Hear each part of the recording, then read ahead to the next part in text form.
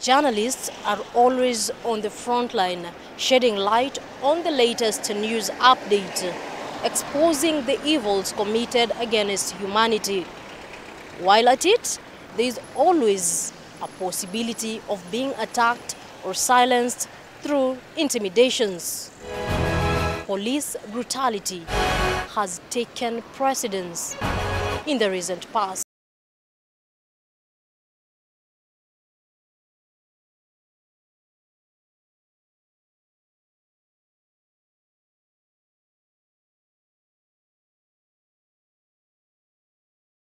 Against journalists by police officers are not rare occurrences in Kenya. Gory incidents were witnessed during the 2023 Azimio protests, where the opposition political party led by Raila Odinga called on Kenyans to demand for the government to lower the high cost of living. Shocking archive footage shows how a tear gas canister badly wounded an NTV videographer. During the protests, Azimio supporters decried use of excessive force by the police. Raphael Munge values social interactions, and at his free time, Munge joins his peers at his favorite joint in Nakuru CBD for tete-a-tete. His tool of work never leaves his vicinity, in readiness for any actualities. Munge is a veteran photojournalist with over 30 years of experience. He worked with 3 national media houses in the country. Having worked during the late President Daniel Moi's era, the second president of Kenya, the photojournalist has had years of a bitter taste with Kenyan police officers. He says police brutality against journalists is not new. Regime ya Moi, tuseme wakati huo ulikuwa wakati wa one party state, mambo ya media ilikuwa makali sana, such that wakati ya Moi freedom ya media ni, kwa maoni yangu, ilikuwa chini sana. Munge has not only been attacked by police officers in his line of duty, but he has had his tools of work dismantled. Worse still, he has been arrested and intimidated in a police cell. He has found himself in a hospital bed after a brutal beating, not once, but severally. Tulikuwa tukishikwa ovyo, mpaka kuna waandishi walikuwa wakipelekwa detention even without trial. Police brutality wakati wa Moi ilikuwa mbaya sana. Mimi nimepigwa sana wakati naendelea na hii kazi yangu. Polisi angekuja hata kama ni maandamano, the first target ilikuwa ni kutarget journalist, kuwapiga, kuwaumiza. Ndio ile mambo mbaya ambao watafanyia wananchi wakiwavunja na kuwapiga haitaangaziwa kwa media yote. The photojournalist never fails to crack a joke or two about his life experiences and constantly reminds young journalists that he will soon exit the industry. And though his eyes are full of glee when he passionately talks about his journalism journey, on this day, there is a trembling fear in his voice. Munge says the violation of media freedom he witnessed during the Moi's era is coming back to life in the current regime. Kuwa na system ambayo inasema ukweli, system ambayo inaendesha mambo yake kwa uzuri na inatumikia wananchi kwa uzuri, hawana haja ya kwenda kupiga tear gas journalist, kupiga marungu ma journalist, ati wanakava maandamano, hawana haja. Hii imerudi saa hizi, na ninaomba kwamba hawa wasikue wamesoma ile kitabu ya Moi. Kama hawa wamesoma ile kitabu ya Moi, then waandishi wa habari, we should up our game. David Omurunga is yet another veteran journalist, a radio journalist with 13 years of experience. Omurunga has also not been spared when it comes to police intimidations. Bila shaka moja kwa moja kutoka chumba chetu cha habari ni kufanisha kwamba hivi sasa his worst nightmare dates back to when a police officer walked right to his home and threatened to harm his wife and children after he covered a crime story that never sat well with the officer. I did a story ambapo kuna kijana alifinywa sehemu zake nyeti. My sister, what happened is this officer alituma a junior officer where I live. He was armed and got my wife. Akamwambia, tell Mr. Umurunga, he is a trained journalist. I am a trained police officer. We want to act with him a movie and we see between the two of us who will win. Umurunga says, though afterwards the society saw a happy content journalist, his heart was bleeding from inside for the fear of losing his wife and children from a police attack. He narrates that he was in a constant state of alarm, always forced to change his identity through use of fake attires. Nilazimika kujificha. Nina camouflage. Today I come wearing a kanzu. Tomorrow I wear this Rastafarian scape. Sometimes I come very late in the night. I don't use a motor vehicle. Sometimes I just walk. In November 2022, the Media Council of Kenya, an independent national body that regulates media standards, recognized mobile phone as a professional media tool. However, these seem to have fallen on deaf ears amongst the security officers. Presidential and other senior security officials have constantly been seen harassing accredited journalists who attempt to record via their phones where need be. The attacks are even worse for journalists who are not staff. Isaac Manoti is a freelance journalist. Due to lack of job opportunities, Manoti has resorted to start his own online TV channel, Manoti TV, where he mostly focuses on hard news. Though his channel continues to reach a bigger audience by the day, he says police harassment has become a deterrent to his work. Manoti recalls how he was manhandled for recording a police officer via his phone during a youth demonstration in 2023. I remember kuna incident ilifanyika hapo akaunti ya Nakuru.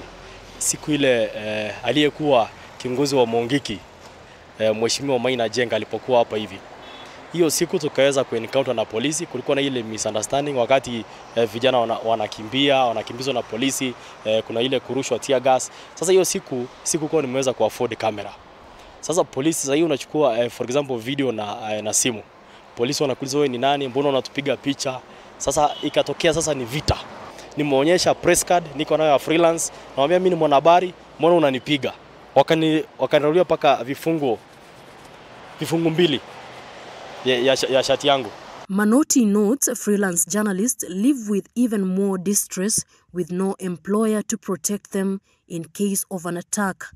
He seeks that media bodies mandated to protect journalists to tighten their knot when it comes to safeguarding the rights of freelance journalists. Kuna story nilifanya kuhusiana na mashamba na pia ilikuwa inaguza viongozi tajika katika nchi yetu ya Kenya. Nikaweza kuitwa kwa DCI na nikaona mimi nimeenda tu nimechukua habari. Nimekuja nimepublish. Sijaona makosa yenye nimefanya.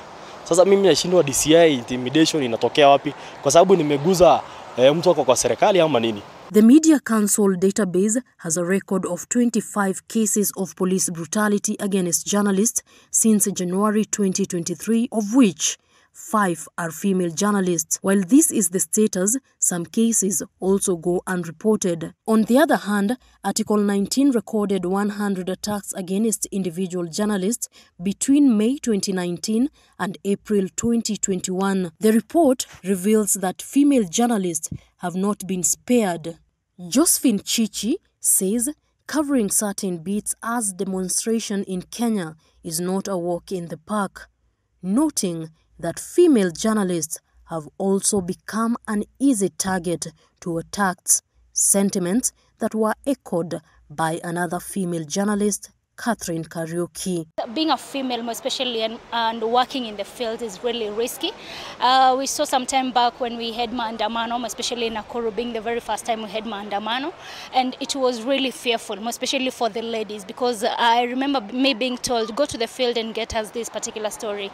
But I focused on how am I going to get this story while I am seeing people attacking other people, and even male journalists were being attacked? And I was like, how about if male journalists are being attacked, how about me as a female? So I really couldn't. My editor really wanted the story, but I couldn't because I felt like my safety wasn't so assured. Demonstration that you had not targeted or anticipated, you find yourself, you're going to look for refuge from the same police officers who don't want you to cover them, because the police officers will not be your security. So I feel the police officers are more of our enemies than our friends. Kenya Human Rights Commission condemns the spiking cases of police brutality against journalists, citing that media freedom must be protected.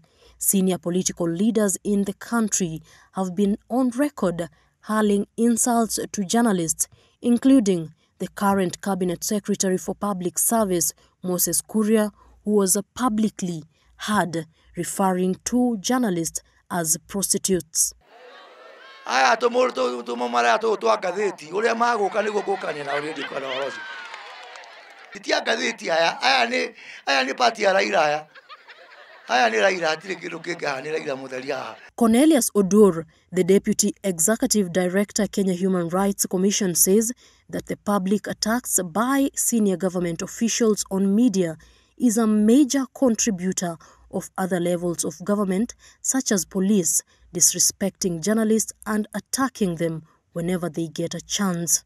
It's an indication that increasingly this open attack has given room for other security agencies to feel justified to attack journalists when they are doing their job. And we really want to ask the political class to refrain from openly attacking journalists. If there are issues, they should be able to address them in a more professional manner. Journalists have a body where they can raise complaints, and this open attack is something that cannot be condoned in this modern era. Journalists have reported a constant disregard to the attacks, with no clear investigations by the relevant institutions, though slow court processes where cases presented in court prolonged for judgment has been a major challenge.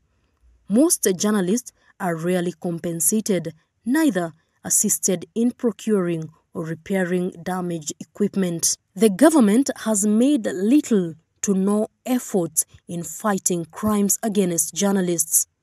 February this year, the Cabinet Secretary for Foreign Affairs, Musalia Mudavadi, emphasized that police brutality and excessive force do not occur in Kenya.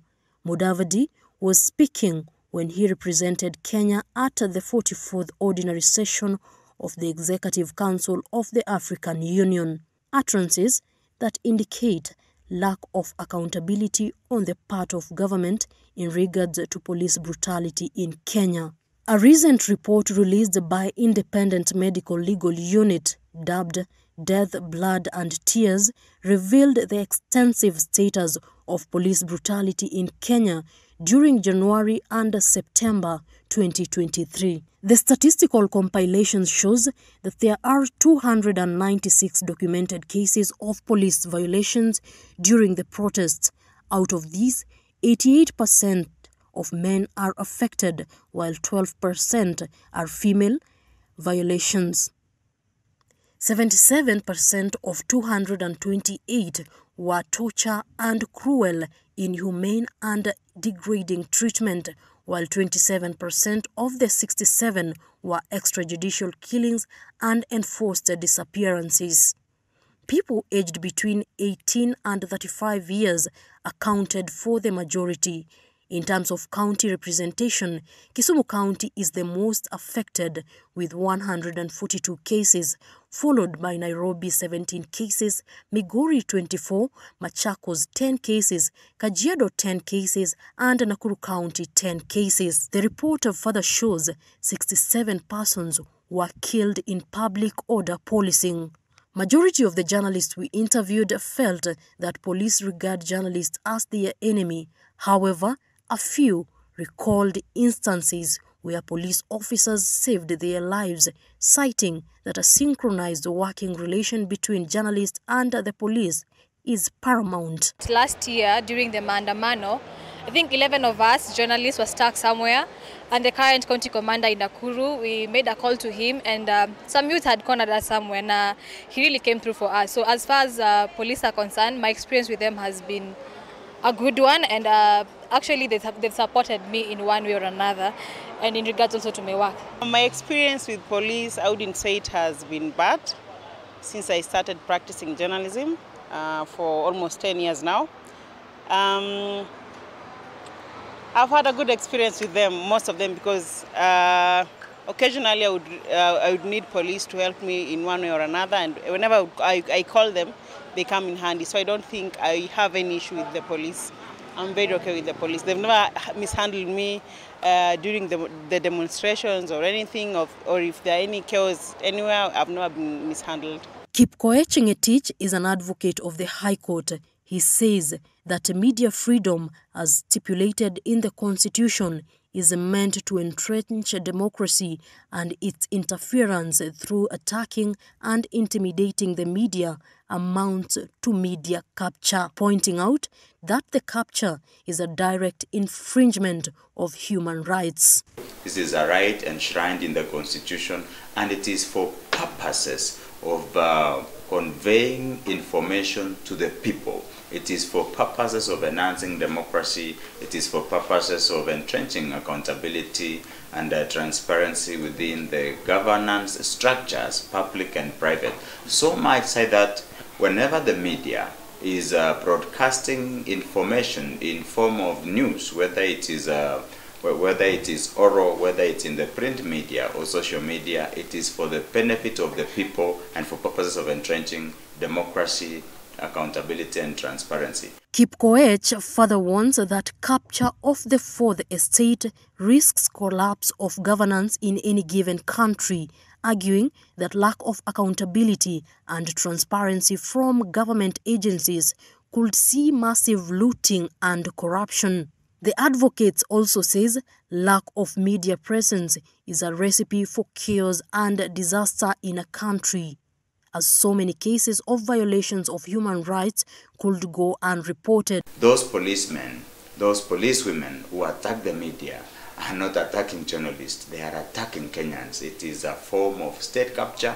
It is in violation of Article 33 of the Constitution of Kenya. It is in violation of Article 10 on transparency, accountability, rule of law, and good governance. And it's important to mention at this juncture that the media freedom, the freedom of the media that we enjoy, belongs to the people of Kenya. It is a human right, it's a fundamental right for purposes of transparency, accountability, and entrenching good governance. When we asked journalists for their recommendations in curbing police brutality against media, they had this to say.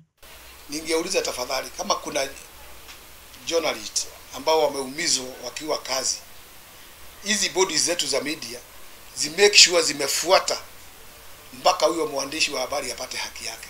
Ninaweza kuwaomba washikadau, maybe nationally and internationally. There are things that we as journalists, we need to be taught day in, day out, in terms of security. The media bodies are failing terribly to ensure that we as journalists have the right safety. Independent Police Oversight Authority has been on record condemning police misconduct against humanity. However, IPOA was not available for a comment during the timelines of this production. This content was developed thanks to a grant administered by Kenya Editors Guild. The project received support from the Thomson Reuters Foundation as part of its global program aiming to strengthen free, fair and informed societies. The financial assistance provided has no influence or bearing of the journalist with editorial work. The content of this report belongs solely to the author and is not endorsed by or associated with the Thomson Reuters Foundation, Thomson Reuters, nor any other affiliates. While Article 34 of the Kenyan Constitution is clear on media freedom, These can only be realized through coordinated efforts to ensure that journalists do not shy away from telling the truth from the fear of attacks. Mombi Wambogo, K24 TV.